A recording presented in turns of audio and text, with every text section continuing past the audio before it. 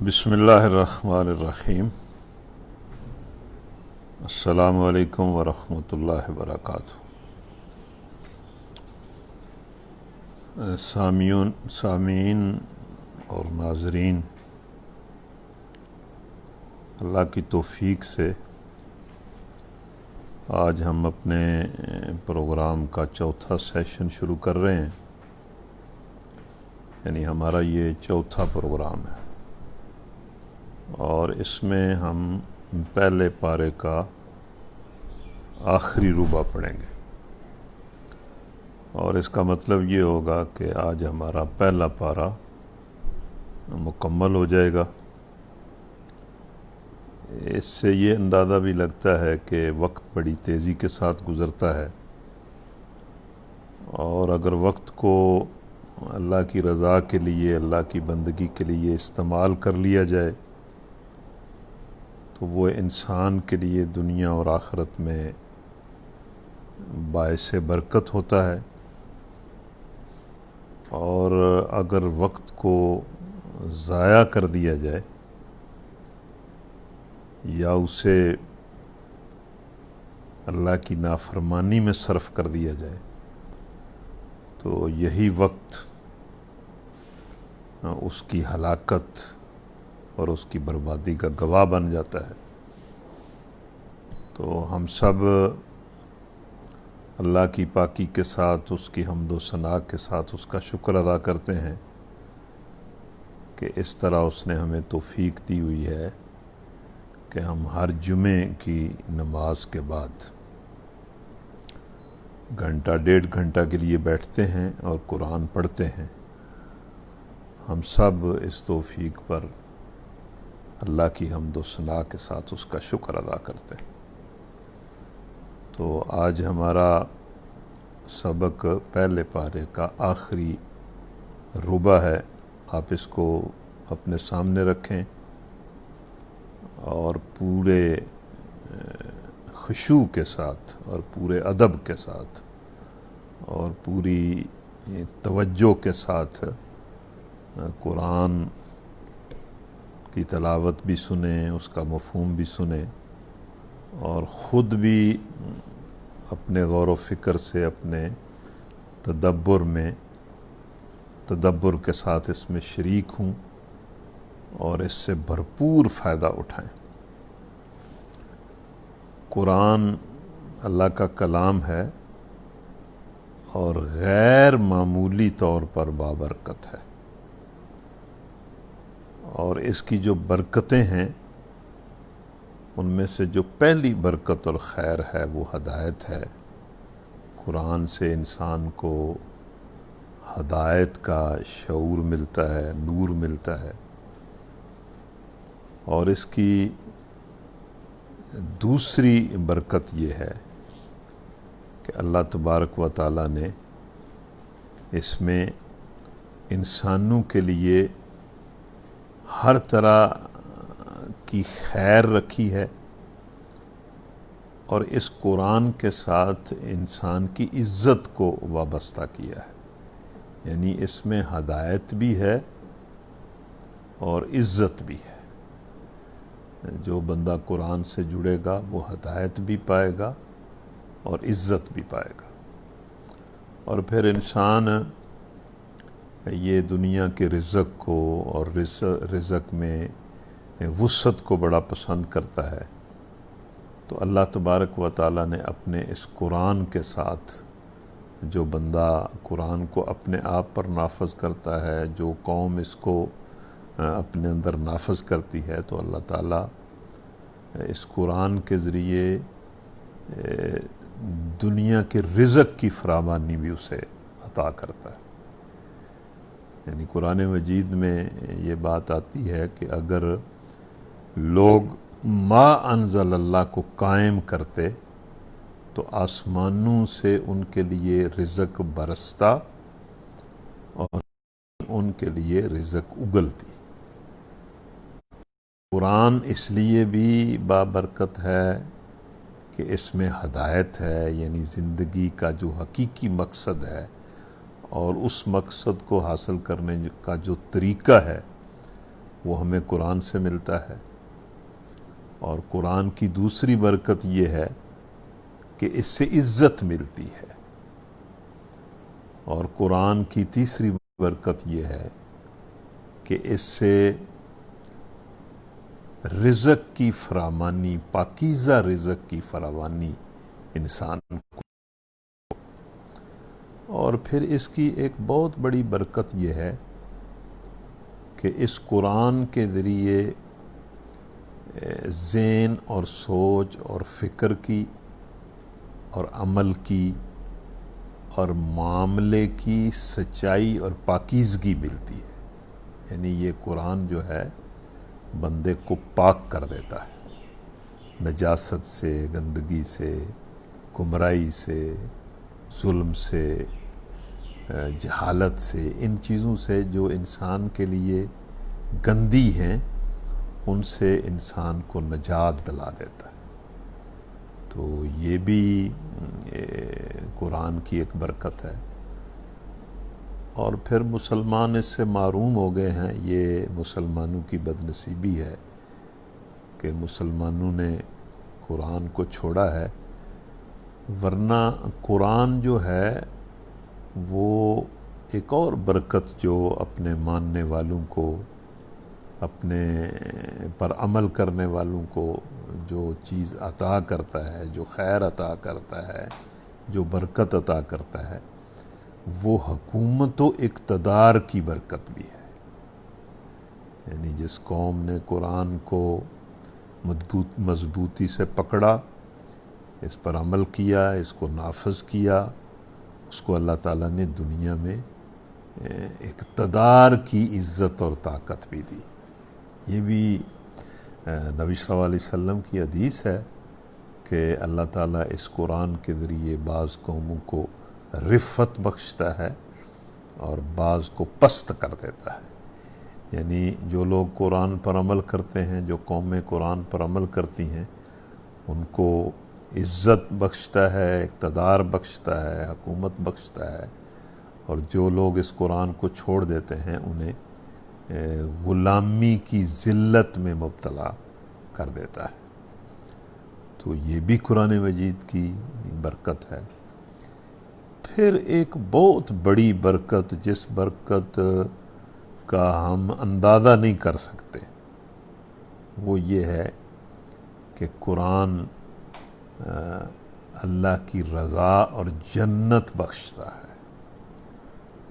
یعنی قرآن کو ماننے والا اور قرآن پر عمل کرنے والا ود دا رزلٹ، نتیجتاً بالآخر اللہ کی رضا اور خوشنودی کو پا لیتا ہے، اور اس کی رضا اور خوشنودی کے گھر، سلامتی کے گھر اور خوشیوں اور مسرتوں کے گھر، جنت کو پا لیتا ہے. اور پھر ایک اور بہت بڑی برکت جو ہے وہ اس قرآن کے ذریعے، ظاہر ہے آپ سوچ رہے ہوں گے کہ اللہ کی رضا اور جنت سے بڑھ کر پھر اور کون سی برکت ہوگی. تو سچی بات یہ ہے کہ ایک اور برکت بھی قرآن عطا کرتا ہے، اور قرآن پر چلنے والے جب آخرت میں اللہ کی رضا پائیں گے، جنت پائیں گے، تو ایک اور غیر معمولی برکت اور غیر معمولی خوشی اور غیر معمولی سعادت ایک اور بھی وہ حاصل کریں گے، اور وہ دیدار الہی کی سعادت ہے. وہ بھی اسی قرآن کے صدقے لوگوں کو ملے گی. اس لیے ہم سب جو اس پروگرام میں شریک ہوتے ہیں، ہم اس پروگرام کے انعقاد پر، اس میں شرکت پر اللہ کا بہت ہی شکر ادا کرتے ہیں، اور اس سے توفیق مانگتے ہیں کہ اللہ تعالی ہمیں اور توفیق دے، ہمارے اس پروگرام کو اور بہتر سے بہتر کرے. تو آج ہم چوتھا ربع پڑھ رہے ہیں. میں آپ سے پھر گزارش کرتا ہوں کہ بڑے شوق سے، بڑے ادب سے، بڑی توجہ سے، بڑے انہماک سے، بڑے حضوری قلب سے قرآن مجید کو سنیں اور سمجھیں۔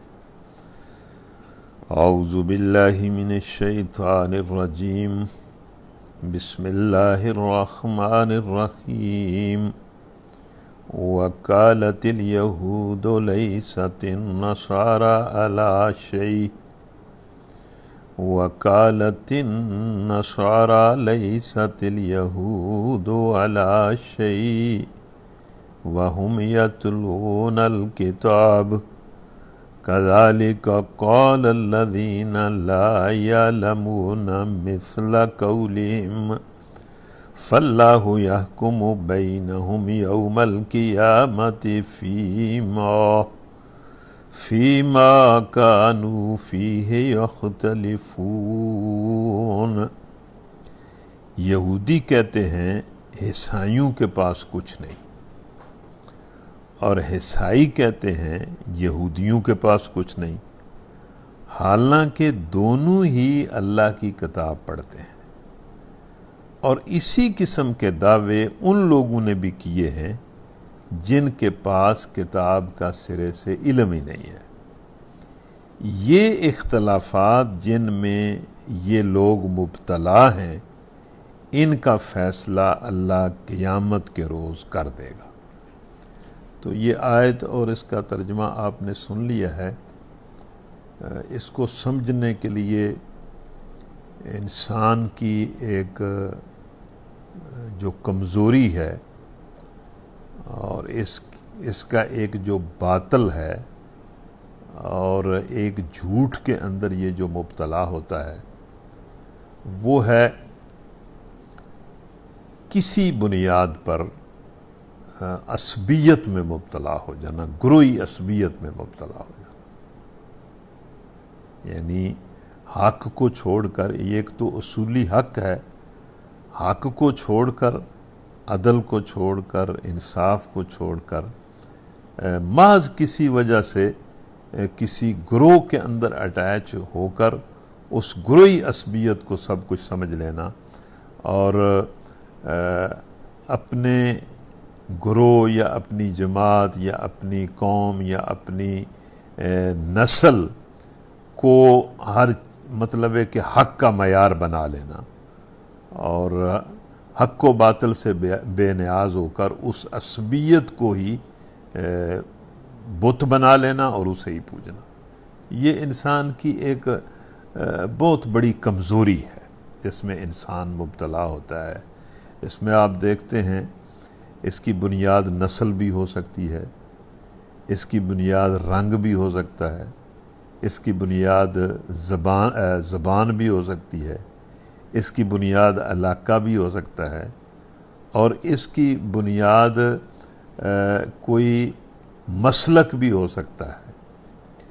تو انسان جو ہے وہ گروہ بناتا رہا ہے اور گروہی عصبیت کے اندر مبتلا ہوتا رہا ہے۔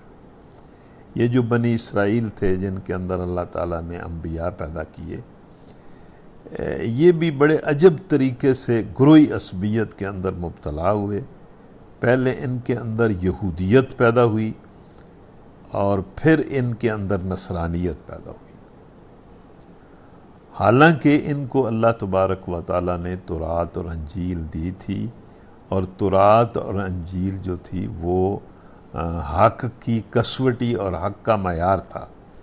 یہ اس کو پڑھتے بھی تھے، اس پر ایمان بھی رکھتے تھے، لیکن اس کے باوجود انہوں نے گروہی عصبیت اپنے اندر اتنی پیدا کر لی کہ اصول کو چھوڑ کر اپنی اپنی جماعت کو اور اپنی اپنی نسل کو اور اپنے اپنے مسلک کو انہوں نے پوجنا شروع کر دیا، اور اس طرح حق ان سے ضائع ہو گیا، حق ان سے گم ہو گیا، اور یہ گروہی عصبیت کے اندر مبتلا ہو گئے۔ جس طرح آج کل ہم دیکھتے ہیں کہ اپنی قوم کے اندر بھی آپ دیکھ لیں کہ محض زبان کی بنیاد پر اردو بولنے والا اور اردو نہ بولنے والا، اس بنیاد پر کتنی گروہی عصبیت پیدا ہوئی ہے، اور لوگوں نے نہ دین کی پرواہ کی ہے، نہ قوم کی پرواہ کی ہے، بلکہ محض زبان کے اختلاف کی بنیاد پر ایک دوسرے پر ظلم کی انتہا کر دی ہے۔ اسی طرح آپ دیکھتے ہیں کہ یہ جو امریکہ اپنے مہذب ہونے کا بڑا دعویٰ کرتا ہے، وہاں آج تک رنگ کی عصبیت پائی جاتی ہے کہ ایک گورے رنگ کا ہے اور ایک کالے رنگ کا ہے، اور گورے رنگ کا جو ہے وہ اصول کی بنیاد پر نہیں بلکہ اس رنگ کی بنیاد پر اپنے گروہ کی حمایت کرتا ہے اور دوسرے پر ظلم کرتا ہے۔ تو اسی طرح لوگ علاقے کی بنیاد پر اور مطلب اور کسی بنیاد پر گروہ بنا لیتے ہیں اور اس سے ایسی سخت عصبیت پیدا کر لیتے ہیں کہ حق بالکل پیٹھ کے پیچھے پھینک دیتے ہیں۔ تو اللہ تعالیٰ نے یہاں یہود و نصارہ کی بات کی ہے کہ یہ بھی محض گروہی عصبیت کے اندر مبتلا ہو گئے تھے، اور اس عصبیت کی بنیاد پر انہوں نے توحید کو بھی، رسالت کو بھی، مطلب اللہ کی کتابوں کو بھی بالکل پس پش ڈال دیا، اور جو اللہ تعالیٰ نے اپنی طرف سے ان کو ہدایت بخشی تھی اس کو انہوں نے اس عصبیت کا شکار کر دیا اور گم کر دیا۔ اللہ تبارک و تعالیٰ تو قوموں کی ہدایت کے لیے اوپر سے جو وحی نازل کرتا ہے اور جو انبیاء بھیجتا ہے وہی معیار ہوتے ہیں۔ تو یہاں یہ بات اللہ کہہ رہا ہے کہ یہ دیکھیں عجیب بات ہے کہ یہودی بھی اور عیسائی بھی دونوں اللہ کی کتاب پڑھتے ہیں، اور دونوں یہ کہتے ہیں کہ یہ یہودی کہتے ہیں کہ عیسائی ٹھیک راستے پر نہیں ہیں، ان کے پاس کوئی چیز نہیں ہے، اور عیسائی کہتے ہیں کہ یہودیوں کے پاس کوئی چیز نہیں ہے۔ اور اس کی بڑی ایک عجیب مثال ہے کہ اس گروہی عصبیت میں مبتلا ہو کر وہ بڑے سے بڑے حق کا انکار کرتے تھے، اور آج بھی یہ انکار کیا جاتا ہے۔ مثلا ایک واقعہ آتا ہے کہ نبی صلی اللہ علیہ وسلم کے پاس جب نجران کے عیسائیوں کا وفد آیا اور انہوں نے آ کر نبی صلی اللہ علیہ وسلم سے کچھ سوال و جواب کیے، کچھ باتیں کی، تو اس وفد کے موقع پر کچھ مدینہ کے یہودی بھی وہاں آ گئے اور انہوں نے ان سے لڑنا شروع کر دیا، اور اسی موقع پر جو یہودی علماء تھے انہوں نے کہا کہ بھئی یہ عیسائی جو ہیں ان کے پاس کوئی چیز نہیں ہے، اور جو عیسائی علماء آئے ہوئے تھے انہوں نے کہا کہ ان یہودیوں کے پاس کوئی چیز نہیں ہے۔ حتیٰ کہ ایک یہودی عالم دین جس کا نام رافع کتابوں میں لکھا ہوا ہے، اس نے بیٹھ کر محض یہودی عصبیت کی بنیاد پر عیسیٰ علیہ السلام کا اور انجیل کا بھی انکار کر دیا، حالانکہ تورات جو ہے وہ عیسیٰ علیہ السلام کی بشارت بھی دیتی ہے اور انجیل کی بھی تصدیق کرتی ہے۔ اسی طرح وہاں جو عیسائی بیٹھے ہوئے تھے انہوں نے عیسائیت کی عصبیت میں مبتلا ہو کر ان کے علماء نے موسیٰ علیہ السلام کا اور تورات کا انکار کر دیا، حالانکہ انجیل جو ہے وہ موسیٰ علیہ السلام کی بھی تصدیق کرتی ہے اور تائید کرتی ہے۔ اسی طرح اسی عصبیت کی وجہ سے ان لوگوں نے مطلب نبی صلی اللہ علیہ وسلم کا انکار کیا اور قرآن کا انکار کیا، حالانکہ ان کے انبیاء نے اور ان کی کتابوں نے محمد صلی اللہ علیہ وسلم کی بشارت دی اور قرآن مجید کی تائید اور تصدیق کی، آج تک ان کی کتابوں میں لکھا ہوا ہے۔ لیکن یہ جو گروہی عصبیت انسان کے اندر پیدا ہوتی ہے اور سب کچھ اپنے گروہ کو ہی سمجھنا شروع کر دیتا ہے، اور جو کچھ اس عصبیت کے اندر ٹھیک ہوتا ہے وہ ٹھیک ہوتا ہے اور جو اس سے باہر ہوتا ہے وہ غلط ہوتا ہے۔ جس طرح یہودی کہتے تھے کہ ہم تو اسی وحی کو مانیں گے جو وحی ہماری نسل پر نازل ہوئی ہے، یعنی اور جو ہماری نسل سے باہر اللہ تعالیٰ نے وحی نازل کر دی ہے، محمد صلی اللہ علیہ وسلم پر نازل کر دی ہے، جو بنی اسماعیل سے ہیں، تو ہم تو اس کو نہیں مانتے۔ حالانکہ قرآن یہ بھی کہتا ہے کہ انہوں نے اپنی نسل کے انبیاء کا بھی انکار کیا ہے اور ان کو بھی قتل کیا ہے۔ تو یہاں اللہ تعالیٰ گروہی عصبیت کا ذکر کر رہا ہے اور اس بات سے مسلمانوں کو بھی منع کر رہا ہے کہ کسی بھی بنیاد پر اگر تمہارے اندر یہ عصبیت پیدا ہو گئی تو تم حق سے دور ہو جاؤ گے۔ اور اگر ہم ذرا تھوڑا سا اپنے اندر بھی جائزہ لیں تو یہ ہمارے اندر بھی یہ بیماری بہت زیادہ پیدا ہو گئی ہے۔ مسلمان اب امت مسلمہ جو ہیں وہ علاقوں میں بٹی ہوئی ہے، نسلوں میں بٹی ہوئی ہے، رنگ میں بٹی ہوئی ہے، اور قرآن ایک طرف پڑا ہوا ہے جو اصول کی بنیاد پر، توحید کی بنیاد پر، رسالت کی بنیاد پر، آخرت کی بنیاد پر اور دین اسلام کی بنیاد پر مسلمانوں کو ایک کہتا ہے، وہ ایک طرف ہے، اور مسلمانوں نے مختلف بنیادوں پر اپنی اپنی قومیں اور اپنے اپنے گروہ جو ہیں وہ بنا لیے۔ تو آخر میں اللہ تعالیٰ، ظاہر بات ہے کہ اختلافات کو حق کی بنیاد پر ان کا فیصلہ کرنے کا تو ایک دن اللہ نے مقرر کیا ہے، اور وہ آخرت کا دن ہے۔ یہ جو چھوٹے چھوٹے اختلافات جو انسانوں کے اندر ہیں، یہ مثلاً حقوق کے جو اختلاف ہیں، ہم دیکھتے ہیں کہ لوگ حقوق پر بڑا لڑتے ہیں کہ یہ میرا حق ہے اور یہ میرا حق ہے، تو اللہ تعالیٰ ان کے اختلافات بھی وہاں حل کر دے گا، فیصلہ کر دے گا۔ یہاں تو یہ کسی فیصلے پر آتے ہی نہیں ہے۔ بالکل ایک بندہ ہے جس کا حق نہیں بنتا، لیکن وہ حق کا مطالبہ کیے جا رہا ہے اور اس پر ڈٹا ہوا ہے، اور وہ ظلم کی بنیاد پر حق کا دعوے دار بن گیا ہے۔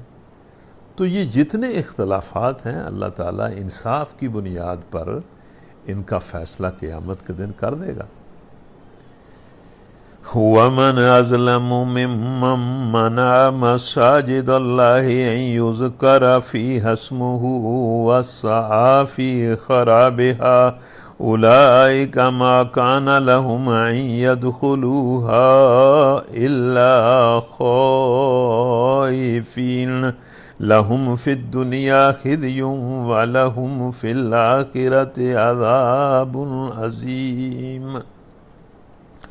اس شخص سے بڑھ کر ظالم کون ہوگا جو اللہ کے مبدو میں اس کے نام کی یاد سے روکے اور ان کی ویرانی کے در پہ ہو۔ ایسے لوگ اس قابل ہیں کہ ان عبادت گاہوں میں قدم نہ رکھیں، اور اگر وہاں جائیں بھی تو ڈرتے ہوئے جائیں۔ ان کے لیے تو دنیا میں رسوائی ہے اور آخرت میں عذاب عظیم ہے۔ یہ ایک تو اصولی بات اللہ تبارک و تعالیٰ نے اس آیت میں کی ہے، اور دوسرا اس کا حوالہ یہ ہے کہ یہ جو اللہ کا گھر تھا، حرم تھا، کعبۃ اللہ تھا، اس پر مشرکوں نے قبضہ کیا ہوا تھا، اور وہ مسلمانوں کو اس میں اللہ کی یاد سے روکتے تھے۔ جو سب سے بڑا ظلم مشرکوں نے مکے کے اندر کیا، اللہ کے گھر میں کیا، کہ جب خود نبی صلی اللہ علیہ وسلم جو ہیں اس میں نماز پڑھتے تھے تو ابو جہل اللہ کے ذکر سے نبی صلی اللہ علیہ وسلم کو روکتا تھا، اور باقی مسلمانوں کو وہ اللہ کے گھر میں اللہ کے ذکر سے روکتے تھے۔ تو ایک تو اللہ نے یہ بات کی کہ کمال ہے کہ جو گھر ابراہیم علیہ السلام نے اللہ کی بندگی کے لیے بنایا تھا، اس گھر پر انہوں نے قبضہ کر لیا ہے، اور جو بندہ وہاں اللہ کا نام لیتا ہے اس کو اللہ کا نام لینے سے یہ روکتے ہیں۔ اور دوسرا تفسیروں میں لکھا ہوا ہے کہ جب مسلمان عمرے کے لیے نبی صلی اللہ علیہ وسلم کی قیادت میں مکہ کا سفر انہوں نے اختیار کیا، تو حدیبیہ کے مقام پر مشرکین نے انہیں روک لیا۔ ٹھیک ہے کہ اللہ تبارک و تعالیٰ نے جنگ تو مسلمانوں اور مشرکوں کے اندر نہیں ہونی دی، صلح ہو گئی، لیکن یہ کہ مشرکین نے زبردستی یعنی عمرے سے مسلمانوں کو روکا جو ایک اللہ کا نام لیتے تھے۔ تو یہاں اللہ تبارک و تعالیٰ یہ بات فرما رہا ہے کہ اس سے بڑا بھی کوئی ظالم ہے کہ جو اللہ کی مسجد کو، جو اللہ کے ذکر کے لیے بنائی گئی ہے، اللہ کی عبادت کے لیے بنائی گئی ہے، اس کو بتوں کا گھر بنا لے، اور جو لوگ ایک اللہ کو پکارتے ہیں ان کو اس میں داخلے سے روک دے اور اللہ کا نام لینے سے روک دے۔ یہ بہت بڑا ظلم ہے جو مشرکین عرب اور مشرکین مکہ جو ہیں وہ کر رہے ہیں۔ اور پھر اللہ تبارک و تعالیٰ نے ایک پیشگوئی بھی اس آیت میں بتائی کہ یہ جو لوگ اللہ کے ذکر سے روک رہے ہیں، ان کا اصل مقام یہ ہے کہ ان کو یہاں سے نکال دیا جائے، جو مشرک ہیں، اور یہ اللہ کے گھر میں نہ آنے پائیں، اور اگر کوئی آئے تو وہ خوف زدہ ہو کہ مجھے اس جرم پر پکڑ لیا جائے گا اور قتل کر دیا جائے گا۔ اور ظاہر ہے پھر اللہ تبارک و تعالیٰ نے مشرکوں کو اس گھر میں داخلے سے روک دیا۔ مشرک تو اس گھر میں داخل نہیں ہو سکتے۔ تو اللہ تعالیٰ نے ایک پیشگوئی بھی اس آیت میں کی ہے کہ جو بندہ مشرک ہے، بت پرست ہے، اس کا تو یہ کام نہیں ہے کہ وہ اللہ کے گھر کا مجاور اور اللہ کے گھر کا مطلب وہ مالک بن بیٹھے۔ ان کا تو اصل مقام یہ ہے کہ وہ اللہ کے گھر میں نہ آنے پائیں، اور جو آئے اسے ڈر ہو کہ میں اگر گیا تو مجھے قتل کر دیا جائے گا۔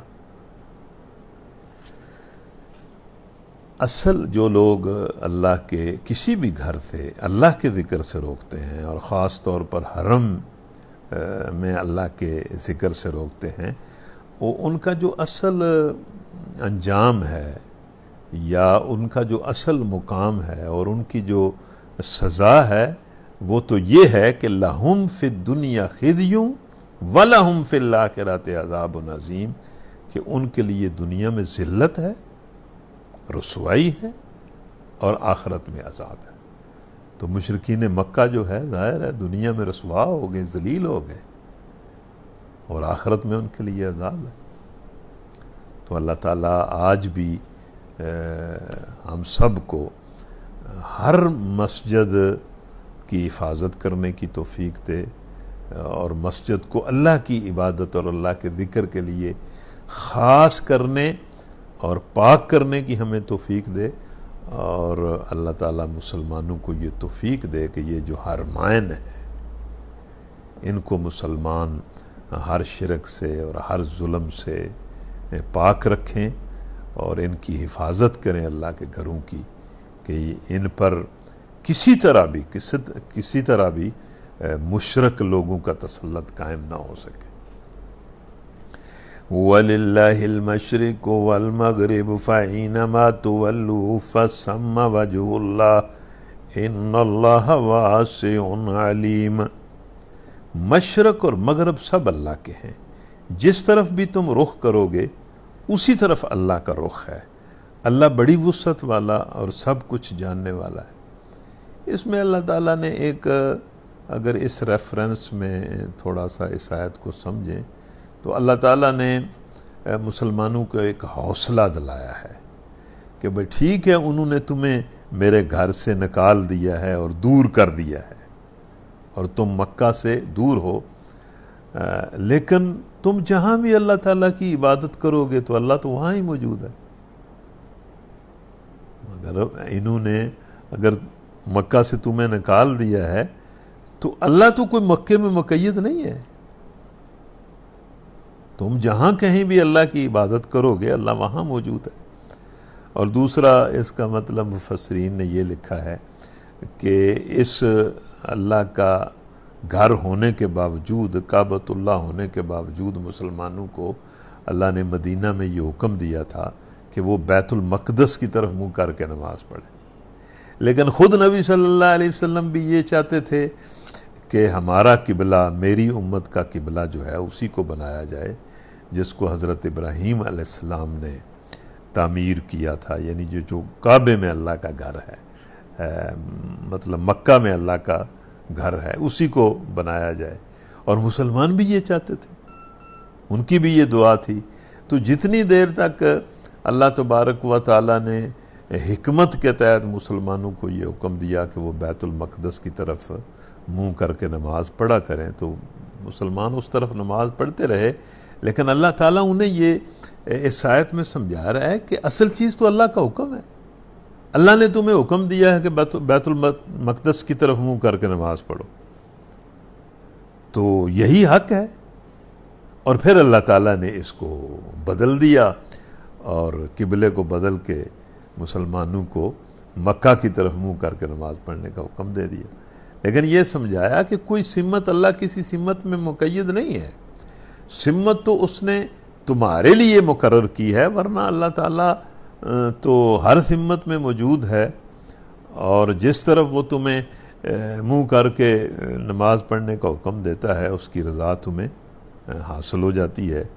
تو اس کا ایک تیسرا مطلب جو ہے وہ مفسرین نے یہ لکھا ہے کہ اگر کسی موقع پر کوئی ایسی صورت ہو کہ مسلمان کو یہ سمجھ نہ آ رہی ہو کہ قبلہ کس طرف ہے، مطلب کوئی ایسی سفر میں، کسی بیابان میں، کسی ریگستان میں، کسی اندھیرے میں، کسی سفر میں کوئی ایسی کیفیت پیدا ہو جائے کہ قبلے کا تعین نہ ہو سکے، تو وہاں مسلمان جس طرف بھی اندازہ لگا کے منہ کر کے نماز پڑھ لے گا، اللہ تعالیٰ اس کی نماز کو قبول کر لے گا، اس لیے کہ اللہ تو ہر جگہ موجود ہے۔ تو اس کو مطلب اس آیت کے یہ سارے مفہوم مفسرین نے لکھے ہیں۔ وَقَالُوا اتَّخَذَ اللَّهُ وَلَدًا سُبْحَانَهُ بَل لَّهُ مَا فِي السَّمَاوَاتِ وَالْأَرْضِ كُلٌّ لَّهُ قَانِتُونَ بَدِيعُ السَّمَاوَاتِ وَالْأَرْضِ وَإِذَا قَضَىٰ أَمْرًا فَإِنَّمَا يَقُولُ لَهُ كُن فَيَكُونُ۔ تو یہ ایک مشرکین نے اللہ کی ذات کے ساتھ بہت بڑا ظلم کیا ہے، اور اس کی ذات کے ساتھ بڑا جھوٹ منسوب کیا ہے۔ یہودیوں نے بھی یہ جھوٹ منسوب کیا ہے، اور عیسائیوں نے بھی یہ جھوٹ منسوب کیا ہے، اور مشرکین نے بھی یہ جھوٹ منسوب کیا ہے۔ یعنی عیسائیوں نے بھی حضرت عیسیٰ علیہ السلام کو اللہ کا بیٹا کہا، اور یہودیوں نے بھی عزیر علیہ السلام کو اللہ کا بیٹا کہا، اور یہ جو مکہ کے مشرکین تھے یہ دیویوں کو اللہ کی بیٹیاں کہتے تھے۔ تو اللہ تعالیٰ نے مطلب شروع سے انسان کو توحید کی یہ صفت بتائی ہے کہ اللہ کو تو کسی اولاد کی ضرورت نہیں ہے۔ قُلْ هُوَ اللَّهُ أَحَدٌ اللَّهُ الصَّمَدُ لَمْ يَلِدْ وَلَمْ يُولَدْ وَلَمْ يَكُنْ لَهُ كُفُوًا أَحَدٌ۔ وہ تو اپنی ذات میں ایک ہے، اور اس کے علاوہ جو کچھ ہے وہ اس کی مخلوق ہے اور اس کی ملک ہے۔ تو اس لیے یہاں اللہ تعالیٰ نے اس بات کو کنڈم کیا کہ ان کا یہ قول کہ اللہ نے کسی کو بیٹا بنایا ہے، اللہ پاک ہے ان باتوں سے، کوئی اللہ کا بیٹا نہیں ہے۔ اصل حقیقت یہ ہے کہ زمین اور آسمانوں کی تمام موجودات اس کی ملک ہیں، ہر چیز اس کی ملک ہے، ہر چیز اس کی مخلوق ہے، اس کی تخلیق ہے اور اس کی ملک ہے اور اس کی فرما بردار ہے، سب کے سب اس کے مطیع فرمان ہے۔ وہ آسمانوں اور زمین کا موجد ہے، اور جس بات کا وہ فیصلہ کرتا ہے اس کے لیے بس یہ حکم دیتا ہے کہ ہو جا، اور وہ ہو جاتی۔ تو یہ اللہ تعالیٰ ظاہر ہے، اللہ تعالیٰ ہر اعتبار سے بے مثل ہے، اور وہ اپنے ہر اختیار میں بھی بے مثل ہے۔ اس کا تخلیق کا جو اختیار ہے یا اس کے فعل کا جو اختیار ہے وہ بھی بڑا عجیب ہے کہ جب وہ کسی کام کے کرنے کا ارادہ کرتا ہے تو وہ ارادہ ہی اس کام کے وجود میں آنے کا ذریعہ بن جاتا ہے۔ تو اللہ تعالیٰ نے اپنی حیثیت بیان کی ہے کہ اس کو کسی مخلوق کی مثل قرار دینا اور اس کے ساتھ اولاد کو منسوب کرنا یہ بالکل ظلم ہے اور کذب ہے اور جھوٹ ہے۔ اللہ تعالیٰ کی ذات اس سے بالکل پاک ہے۔ ویسے جب یہ آیت آتی ہے تو ایک اور خیال بھی آتا ہے کہ اس آیت کو اپنے سامنے رکھ کر یا اس کا حوالہ دے کر یا اللہ تعالیٰ کی یہ صفت بیان کر کے بدیع السماوات والارض اللہ سے دعا بھی کرنی چاہیے، کیونکہ اس آیت میں اللہ تعالیٰ کی غیر معمولی قدرت جو ہے اس کو بیان کیا گیا ہے کہ اللہ تعالیٰ تو ہر چیز کا موجد ہے، اور جب بھی وہ کوئی کام کرنے کا ارادہ کرتا ہے تو وہ کن کہتا ہے اور وہ کام ہو جاتا ہے۔ اس لیے ہمیں جب کوئی حاجت لاحق ہوتی ہے یا جب ہم کسی تکلیف میں مبتلا ہوتے ہیں، کسی مصیبت میں پھنستے ہیں اور کسی محرومی کا شکار ہوتے ہیں، تو یہ کہہ کر اللہ تعالیٰ سے دعا کرنی چاہیے کہ یا اللہ تو آسمانوں اور زمین کا موجد ہے، اور تو جب کسی کام کے کرنے کا ارادہ کرتا ہے تو کن کہتا ہے اور کام ہو جاتا ہے۔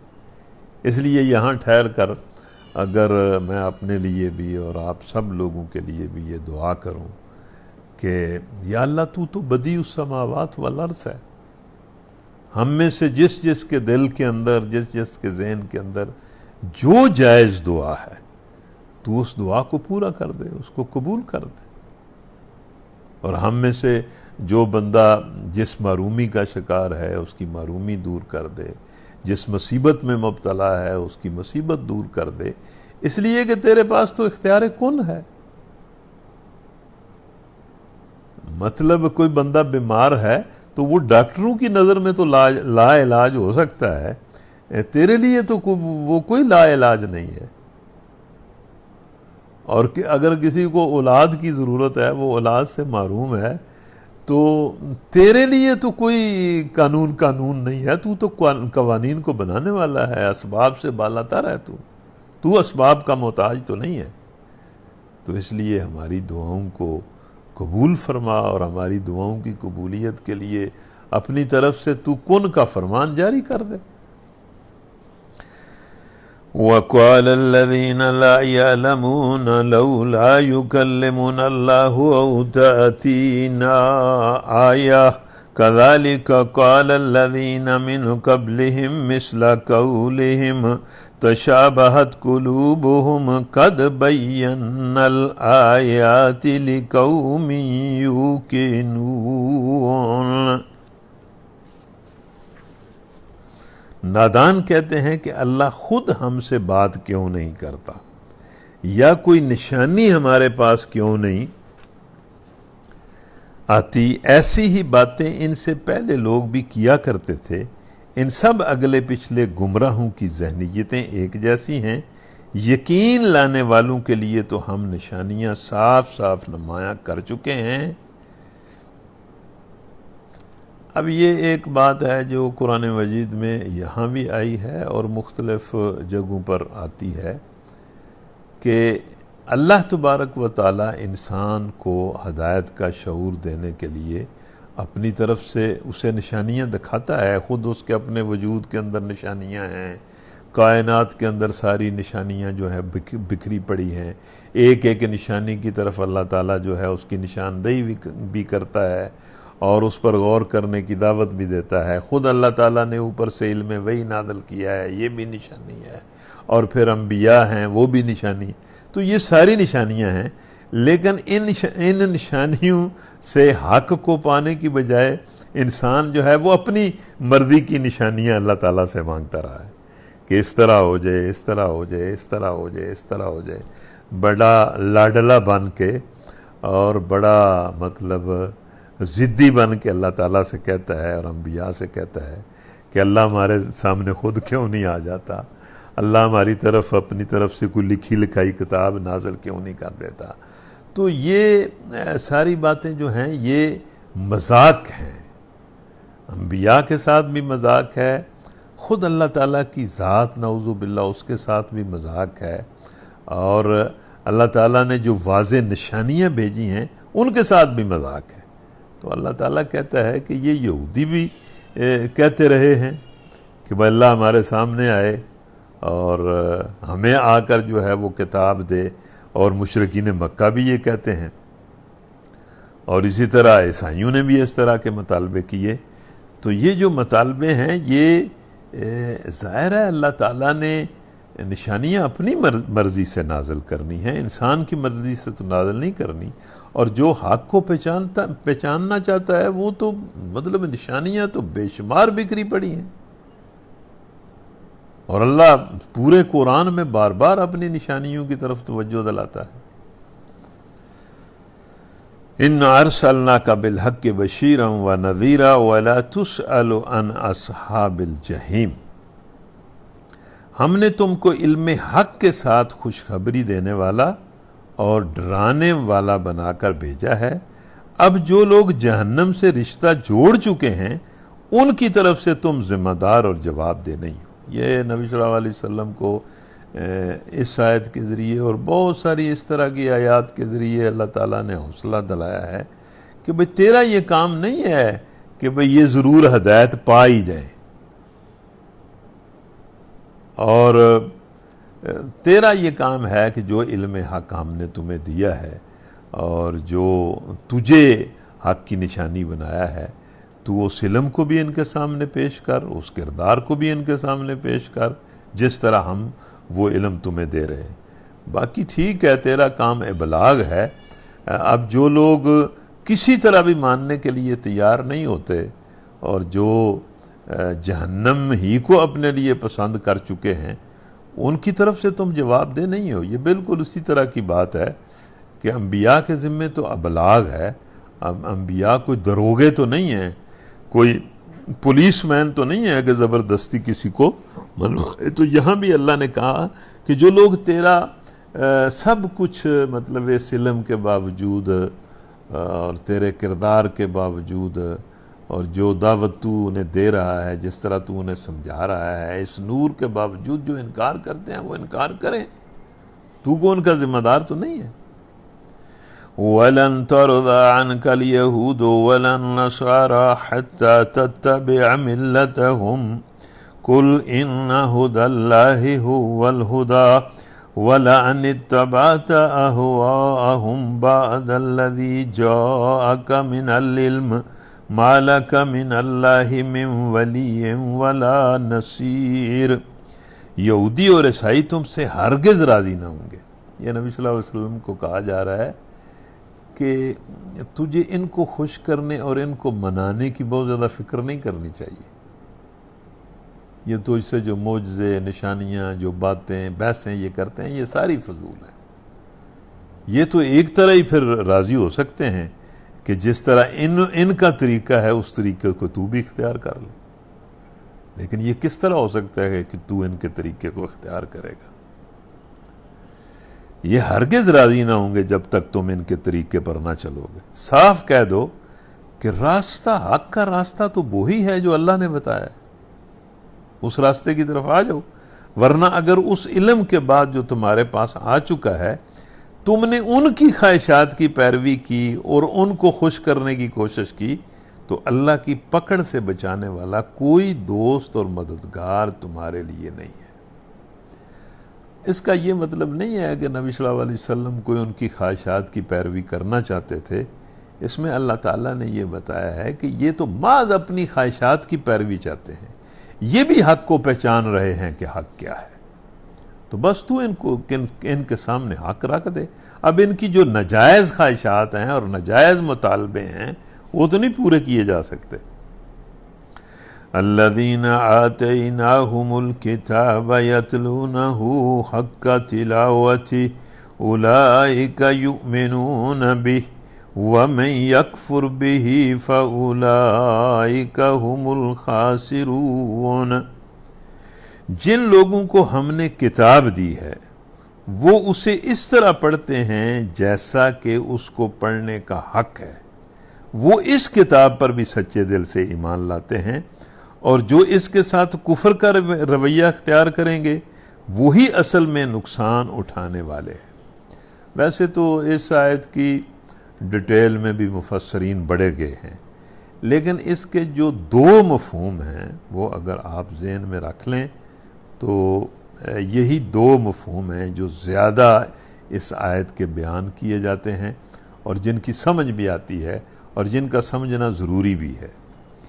ایک تو اس کا مطلب یہ ہے کہ اللہ تبارک و تعالیٰ اس آیت میں یہ فرما رہا ہے کہ جن لوگوں کو ہم نے تورات دی ہے اور جن کو ہم نے انجیل دی ہے، بڑی توجہ سے اس بات کو سن لیں، اور اس بات کو سن کے جب آپ اس آیت کو پڑھیں گے تو آپ کو اس کا مفہوم بھی سمجھ آ جائے گا اور بات بھی ساری سمجھ آ جائے گی۔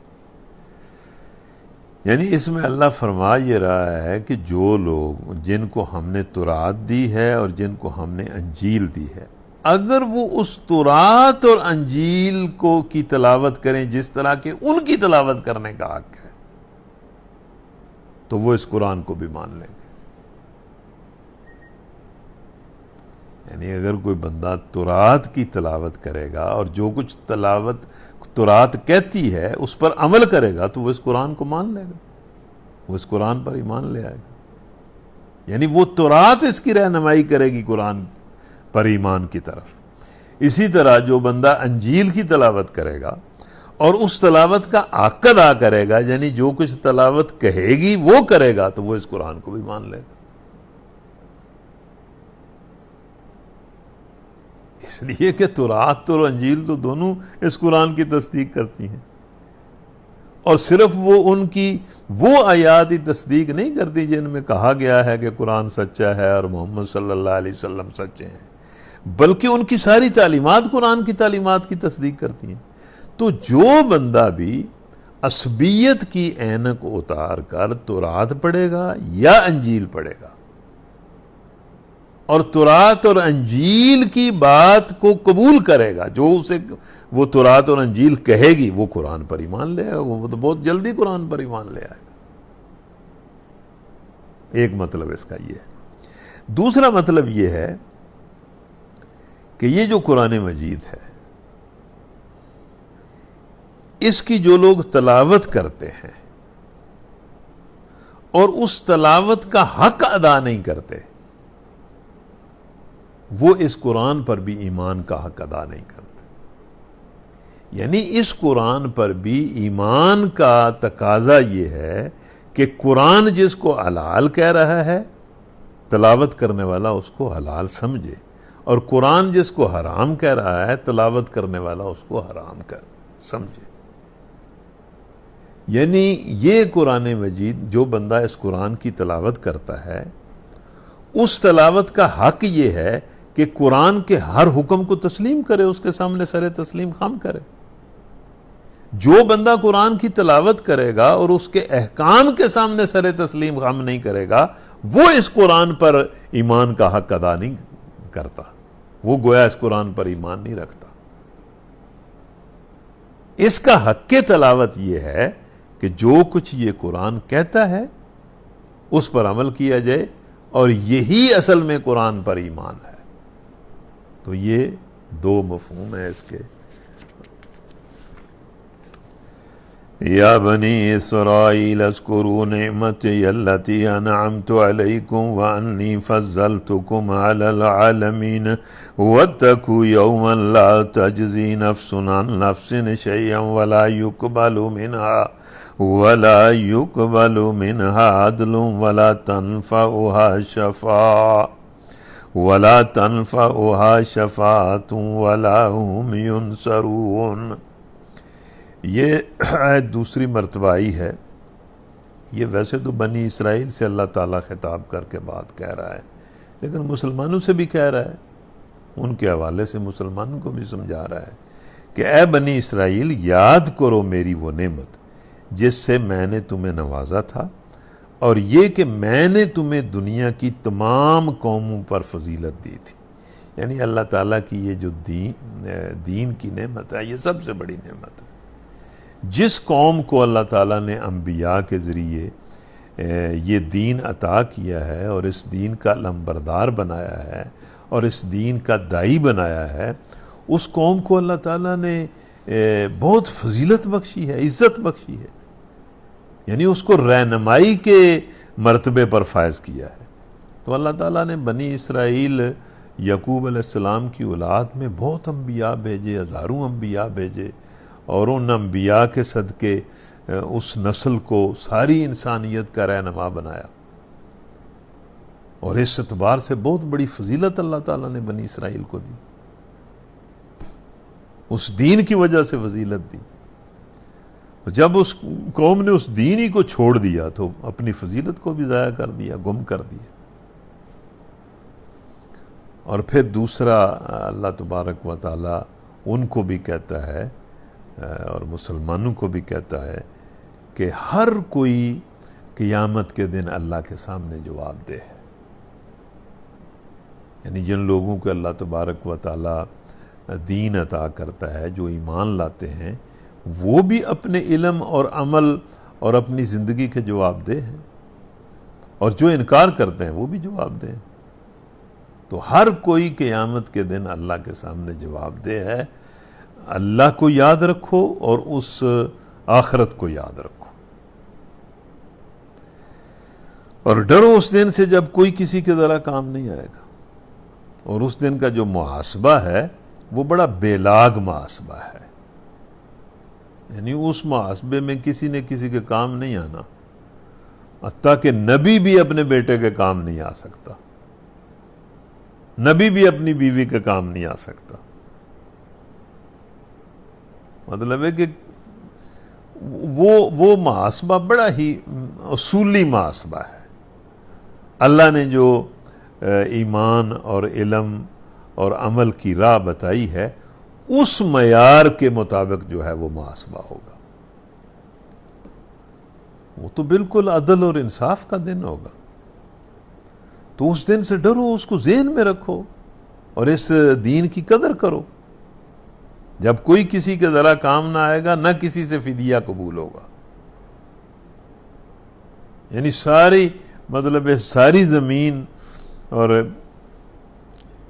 اس جیسی اور زمین اور یہ سارے خزانے جو ہیں، زمین کے خزانے بھی اگر فدیہ کے طور پر کوئی دینا چاہے گا، کسی کے پاس ہوں اور دینا چاہے اور اس سزا سے بچے، تو وہ نہیں بچ سکتا۔ کوئی فدیہ قبول نہیں کیا جائے گا، نہ کوئی سفارش ہی آدمی کو فائدہ دے گی، اور نہ مجرموں کو کہیں سے کوئی مدد مل سکے گی۔ تو اللہ کی یاد اور آخرت کی یاد، یہ بنیاد ہے دین کی۔ اللہ کی یاد اور آخرت کی یاد، اللہ کی بندگی اور آخرت کے محاسبے کی فکر، اور پھر اپنے اپنے وقت میں جو انبیاء شریعتیں لے کر آتے ہیں ان پر عمل، انبیاء پر بھی ایمان اور ان کی شریعتوں پر عمل۔ بنیادی عقیدے تو یہی دو ہیں، اللہ پر ایمان اور آخرت پر ایمان، اللہ کی بندگی اور آخرت کی فلاح۔ وَإِذِ ابْتَلَىٰ إِبْرَاهِيمَ رَبُّهُ بِكَلِمَاتٍ فَأَتَمَّهُنَّ قَالَ إِنِّي جَاعِلُكَ لِلنَّاسِ إِمَامًا قَالَ وَمِنْ ذُرِّيَّتِي قَالَ لَا يَنَالُ عَهْدِ الظَّالِمِينَ۔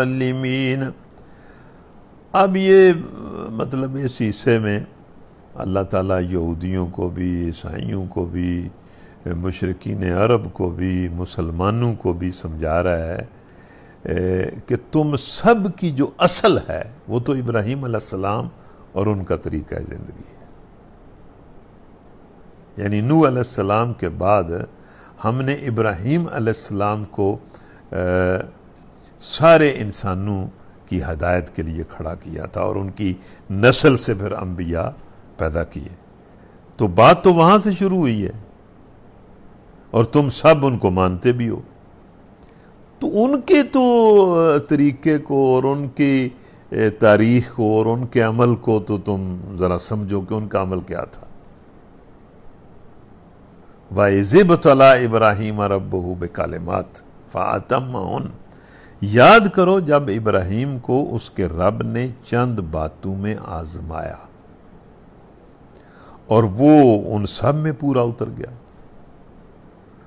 اب اس میں لوگوں نے مختلف چیزیں لکھی ہیں، لیکن ایک تو حضرت ابراہیم علیہ السلام کو اللہ تعالیٰ نے جن جن باتوں میں آزمایا وہ بڑی باتیں ہیں۔